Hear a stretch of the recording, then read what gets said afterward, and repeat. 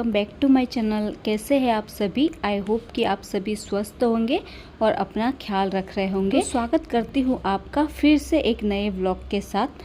और पिछले व्लॉग में आपने देखा मैंने वेफ़र बनाई थी रात को ही, तो उसी को आज मुझे उबालना है। वेफ़र बनाने का सबसे आसान तरीका यही होता है कि रात को उसे छील कर और बना कर रख लो, फिर सवेरे ज़्यादा टाइम नहीं लगता है। वैसे इसे बनाने में तो ज़्यादा टाइम नहीं लगता है, लेकिन इसे सुखाने में बहुत ज़्यादा टाइम लगता है और अकेले करना हो तो फिर तो बहुत ही ज़्यादा टाइम लग जाता है। रात को वेफ़र बनाने के बाद मैंने इसे पानी में छोड़ दिया था और उसमें थोड़ी सी फिटकरी भी मिलाई थी। फिटकरी मिलाने से वेफ़र हमारी बिल्कुल भी काली नहीं पड़ती है। और अभी भी 2-3 पानी से अच्छे से मैंने इसे वॉश कर लिया है और बड़े पतीले में इसमें भी मैंने थोड़ी सी फिटकरी और नमक डाला है, जिससे कि वेफ़र हमारी एकदम वाइट बनेगी। अभी आलू को पकने में टाइम तो लगेगा, तो सोचा चलिए उससे पहले पूजा ही कर लेती हूँ, क्योंकि साथ ही साथ पूजा में भी थोड़ा सा टाइम लगता है, तो दोनों काम हो जाएंगे। टिफ़िन बनाने के बाद तुरंत ही मैं वेफ़र बनाने लग गई थी, क्योंकि फिर इसे भी बनाने में थोड़ा सा टाइम लगता है। अभी गैस पर मैंने वेफ़र को उबालने के लिए छोड़ दिया है, तब तक सोचा चलिए पूजा ही कर लूँ, क्योंकि पूजा करने में भी मुझे थोड़ा सा टाइम लग जाता है। और आज तो हमारे घर में ख़ास दिन भी है।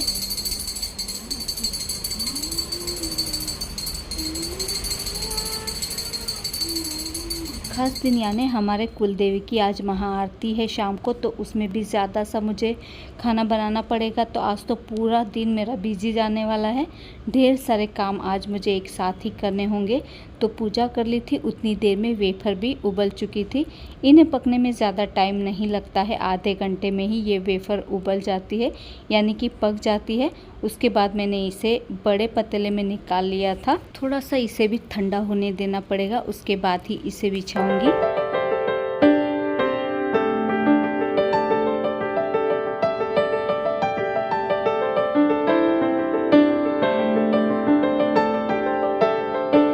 अकेले हाथ से जब सब कुछ करना पड़ता है तो थोड़ी सी मुश्किल तो हो ही जाती है, लेकिन काम तो हो ही जाता है। भले ही थोड़ा टाइम लगता है, लेकिन हो ही जाता है। इतना सब कुछ करते करते काफ़ी समय हो चुका था और मुझे अभी सुबह की चाय भी पीनी थी। सुबह की एक बार तो मैं पी चुकी हूँ, लेकिन आज मेरा व्रत भी है, और क्योंकि हमारे कुलदेवी की आज महाआरती है तो हम व्रत भी रखते हैं, और इसलिए दोबारा से भी मुझे अभी चाय पीनी पड़ेगी, क्योंकि ये सब करते करते थोड़ी सी थकान सी भी हो जाती है। लो फ्लेम पर एक साइड पर चाय रख दूंगी, उसके बाद बाकी के काम तो होते ही रहेंगे।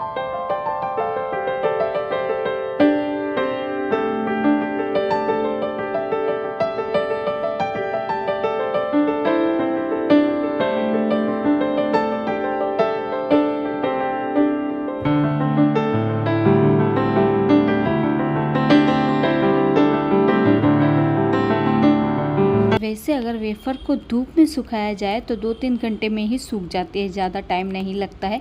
लेकिन अभी फ्लैट सिस्टम है तो कौन इतना ऊपर इसे लेकर जाए। वैसे भी ये छाँव में भी जल्दी ही सूख जाती है, इतना कुछ टाइम नहीं लगता है, इसलिए मैं तो इसे घर में ही डालती हूँ। और सबसे ज़्यादा जो टाइम लगता है वो इन्हें फैलाने में ही लगता है, क्योंकि एक एक करके इन्हें पूरा फैलाना पड़ता है, तब जाकर ये सूखती है। तो इतना सब फैलाते हुए ही मुझे 2 से 3 घंटा निकल गया था, यानी कि पूरा वेफ़र बनाने में मुझे दोपहर के 2 बज गए थे।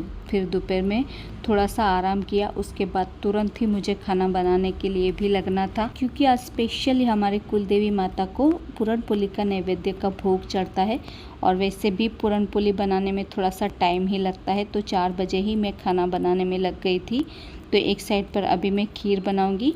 खीर तो नहीं बनाऊंगी, दूध पाक बनाऊंगी, क्योंकि हमारे घर में खीर कोई भी नहीं खाता है, इसलिए मैं हमेशा दूध पाक ही बनाती हूँ। और एक साइड पर मैंने पूरन पोली के लिए चना दाल भी उबालने के लिए रख दी थी, और दूसरी साइड पर मैं यहाँ पर खीर के लिए यानी कि दूध पाक के लिए दूध भी उबालने के लिए रख दूंगी। खीर और दूध पाक दोनों बनते तो सेम ही चीज़ों से है, यानी कि चावल और दूध से, लेकिन दोनों को बनाने का तरीका अलग है, इसलिए दोनों का टेस्ट भी थोड़ा अलग ही हो जाता है। खीर जब हम बनाते हैं तो पहले चावल को पका लेते हैं, फिर उसमें दूध और चीनी मिलाते हैं, लेकिन दूध पाक जब हम बनाते हैं तो पहले दूध को उबालते हैं, फिर उसमें भिगोए हुए चावल यानी कि धुले हुए चावल डालते हैं और दूध में ही हम चावल को पकाते हैं।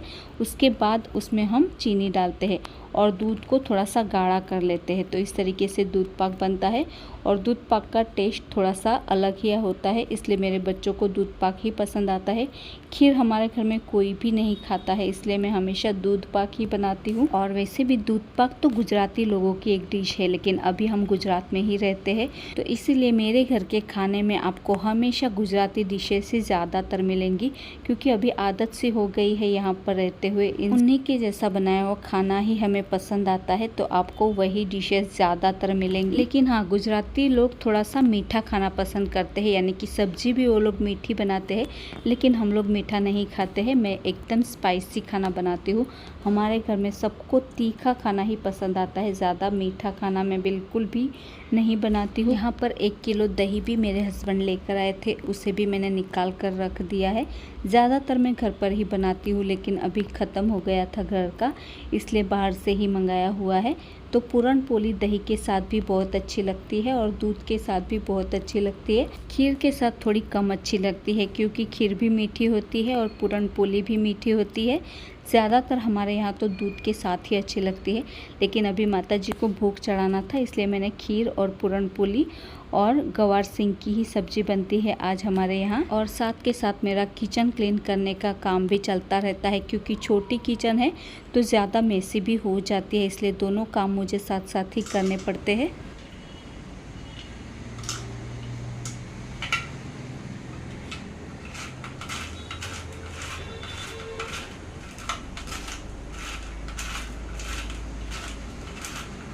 थोड़े से इलेक्ट्रॉनिक आइटम अगर घर पर हो तो काम थोड़ा सा आसान भी हो जाता है।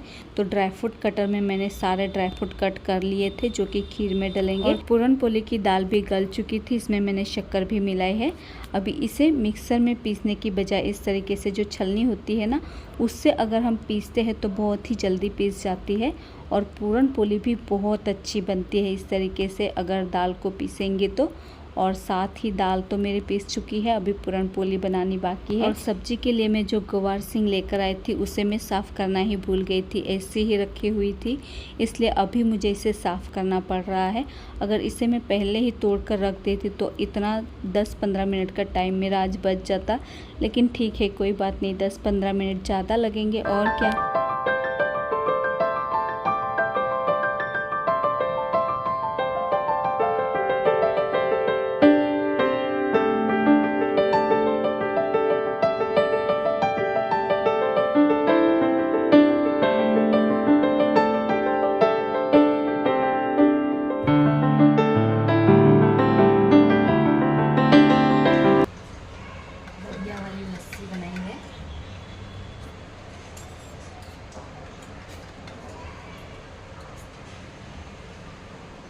और इतनी गर्मी पड़ रही है कि दोपहर में कुछ ठंडा ठंडा पीने का बहुत ही मन करता है।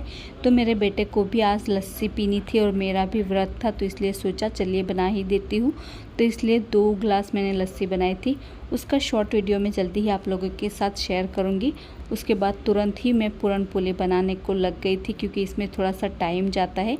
आप लोगों ने कभी पूरन पोली खाई है या नहीं, मुझे कमेंट करके ज़रूर बताइएगा। वैसे तो हमारे महाराष्ट्रियनों की स्पेशलिटी है पूरन पोली, लेकिन आजकल तो सभी इसे बनाते हैं। आप लोगों ने भी शायद बनाई होगी या फिर खाई होगी, मुझे कमेंट करके ज़रूर बताइएगा। पूरन पोली खाने का मज़ा तभी आता है जब ये एकदम घी से तरबतर हो, उसके बिना तो पूरन पोली बिल्कुल भी अच्छी नहीं लगती है। घी में तरबतर पूरन पोली जब आप ऐसे ही गरम गरम खाओगे तो किसी और चीज़ की ज़रूरत ही नहीं पड़ेगी।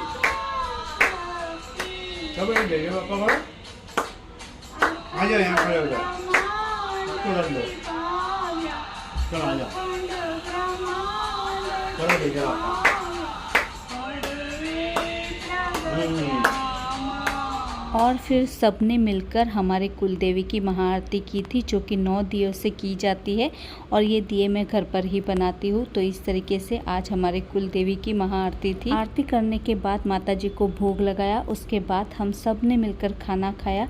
ज़्यादा कुछ नहीं बनाया था, क्योंकि जब पूरन पोली होती है तो कुछ और खाने का मन ही नहीं करता है, उसी से पेट भर जाता है। तो आज का ये छोटा सा व्लॉग मैं यहीं पर ख़त्म करती हूँ। आई होप आपको आज का वीडियो पसंद आया होगा। वीडियो पसंद आया है तो इसे लाइक कीजिए, शेयर कीजिए और चैनल को भी सब्सक्राइब करना मत भूलिएगा।